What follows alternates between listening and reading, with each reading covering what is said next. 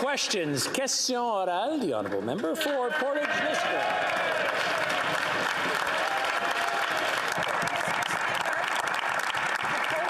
Outside is now in its 5th day. I know the Prime Minister doesn't agree with the truckers and their supporters, but he does have some responsibility as a Prime Minister to help bring some resolution. Can the Prime Minister tell this House and tell all Canadians if he has any plans to help these folks feel like they've been heard?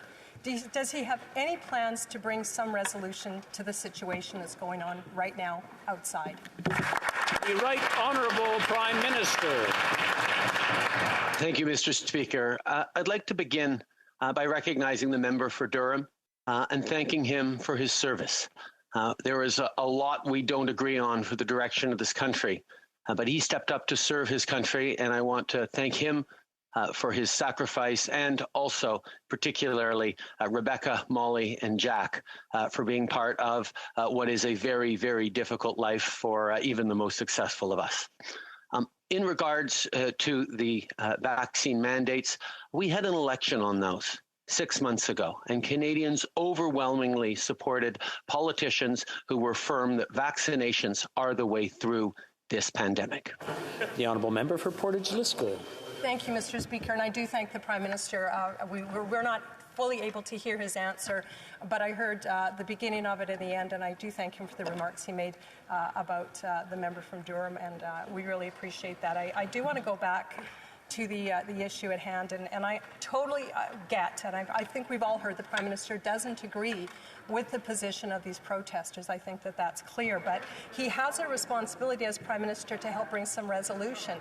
And if they feel that they've at least been heard, they could maybe start to make some plans to go back home to their families. So what is his plan to bring some resolution to this impasse? The Right Honourable Prime Minister.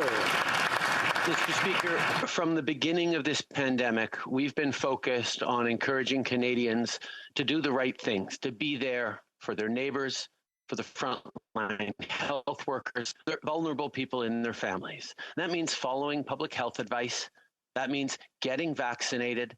That means being there for each other as communities in respect and in support. And we have been extraordinarily engaged in encouraging people to continue to get vaccinated. And over 100,000 Canadians got their first doses just last week. There is more to do, and we will continue to listen to people who have concern as we work together. The honourable member for Portage-Lisgar. Mr. Speaker, we all know the supply chain is fragile, and it's causing great challenges to families across the country who are facing price increases. We know the pandemic has created tremendous stress on all parts of the economy, but the Prime Minister has definitely added another layer to this already problematic situation. Will the Prime Minister admit that he is responsible for adding another layer of burden on families, and what is he going to do to fix this? Right Honourable Prime Minister. The Conservatives seem to be under the mistaken understanding that our supply chains have been disrupted by vaccine mandates, when in fact our supply chains have been disrupted by COVID. And the best way to counter COVID is to make sure that people can do their jobs and continue to deliver goods to Canadians so we can get through this in safety. And that means following the lead of the almost 90% of Canadians truckers who have been vaccinated and getting vaccinated. That's how we get through this. Honorable député.